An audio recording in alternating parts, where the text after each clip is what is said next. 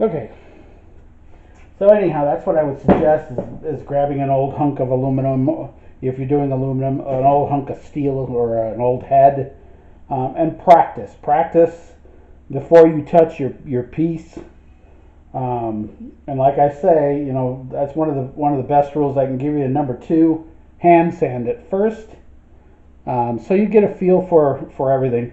In many cases, it's a lot easier to hand sand this than it is going to be to use the die grinder, because it's yes, it's slower, but you're more precise. You can feel the material as you're sanding it, and it just makes things a lot better.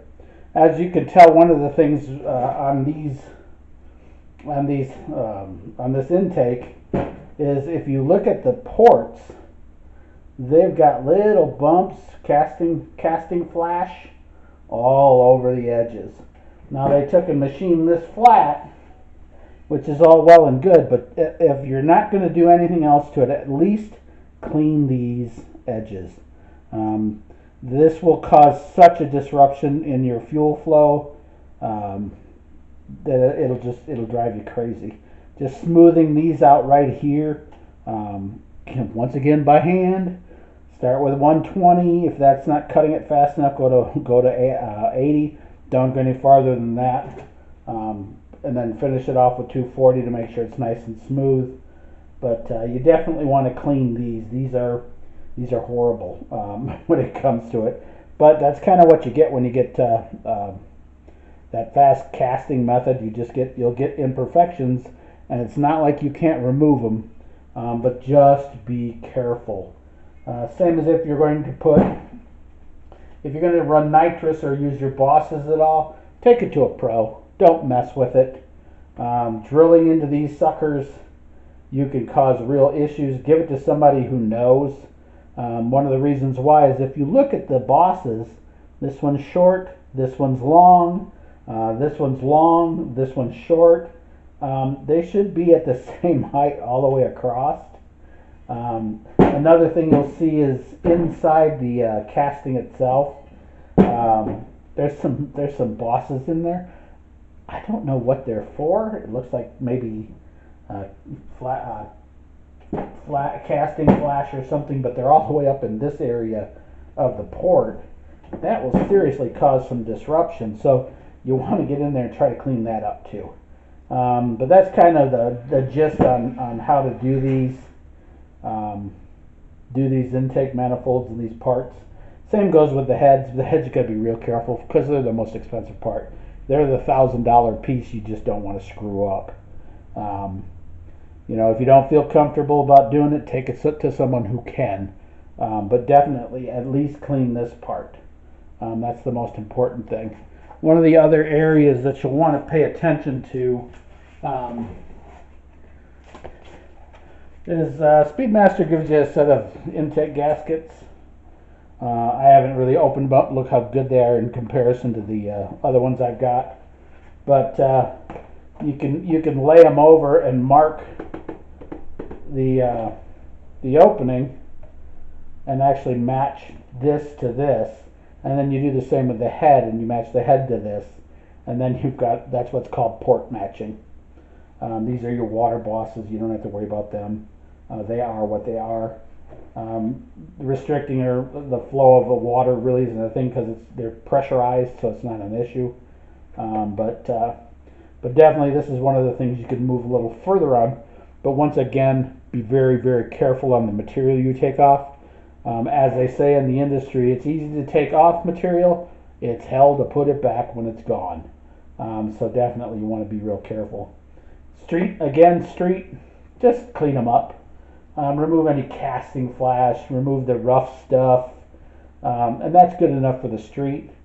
If you want to polish your manifold and clean it up really nice, one of the ways you can do it is send her off to a chrome plate shop, and you can have them polish it. It's going to cost you a few more dollars.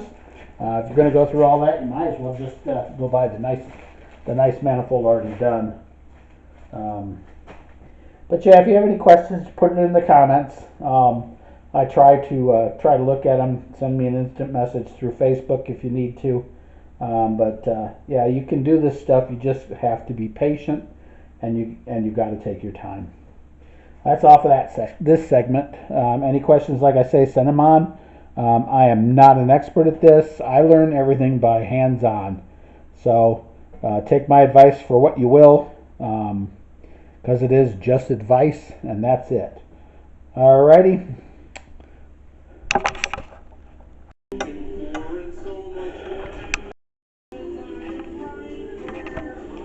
Okay, so let's get into doing it.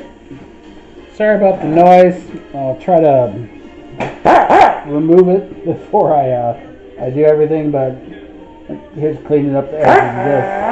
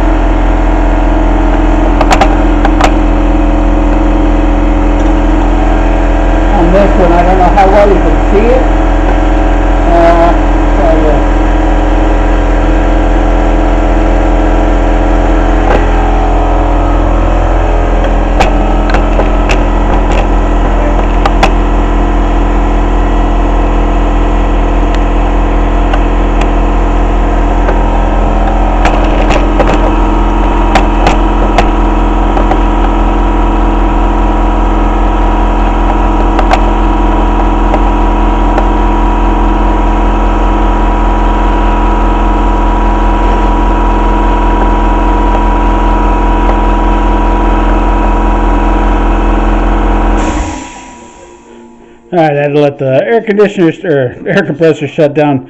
If you look at this port right here, you can really see the imperfection right there. It's smooth and then bumps out. And then it's smooth again, and there's a little nick there. And you can feel this if you run your hand across it. You can feel this stuff. These are not supposed to be like that. So that's the kind of stuff that you're cleaning up. And if you look down inside this one, there's that bung I was talking about down in that port right there. No idea what it's there for. It may have been something in casting. Who knows?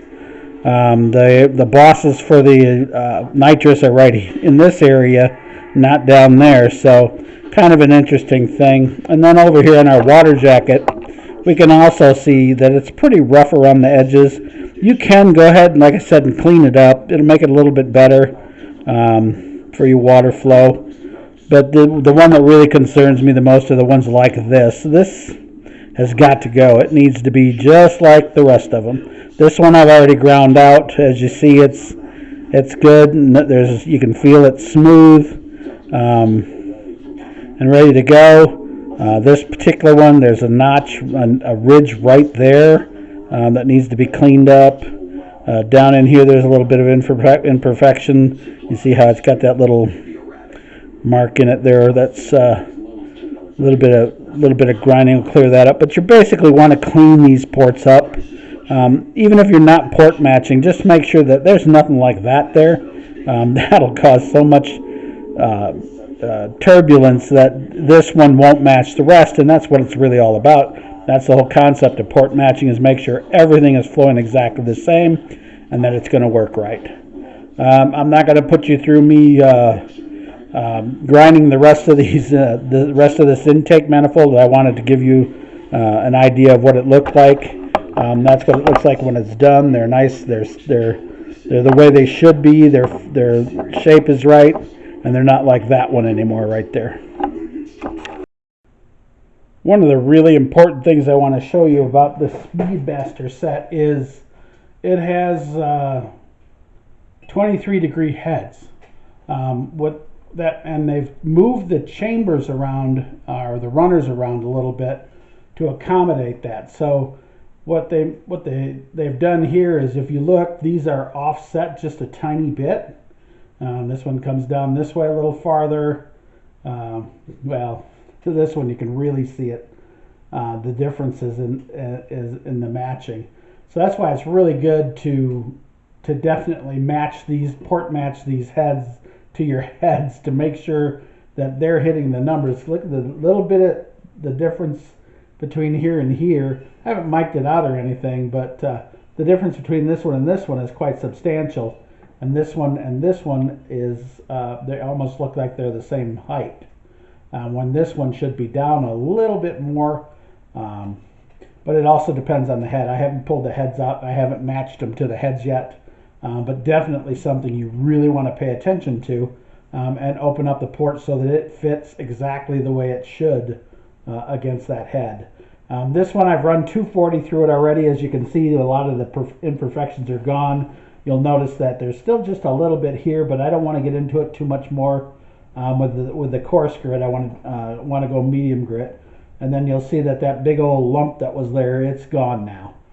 There were a couple of them that had that there, and it was really easy to move with the 80 grit. So now I just need to go back with the 120, clean them up a little bit more, and then the 240 to clean them up completely. And then what I'll do is I'll put the point attachment on my die grinder, and I'll start going in and catching some of this casting garbage. Like I say, a lot of this stuff, it's even at least on this, you can reach your fingers way down in there. It is a lot easier to go in there and hit it with a good quality emery cloth and smooth it out that way. Like I say, you're just looking to smooth it out. You're not looking to polish it. So unless you're racing, if you're racing, you're going to move away from this stuff anyway and spend way more money on your intake and your heads. But that just kind of gives you an idea of the porting. And especially the cleaning of the manifold, especially these rough castings. Like I say, this is an offshoot company. They all offer you this whole setup that I bought. There's pictures of it on my Facebook page. It's a complete set with the exception of the push rods. It even comes with roller rockers on the heads and everything. Set up to run on a hydraulic lift cam. I was going to run a roller, but I'm not. Since this set uses a regular hydraulic flat tappet, that's what we're using. I'm not going with a lot of lift. but this system will handle up to, I think it's 550 lift, which for the street is pretty gnarly. This engine's being designed to run from 1,000 to 1,000, 1,200, somewhere in there to 5,500. So it's going to have a lot of low-end grunt. And that's why the Lord makes overdrive, is so you can get the low-end grunt and then have the drivability down the road. But that's kind of where we're at with this, and I'll keep you posted on it as I move through it further.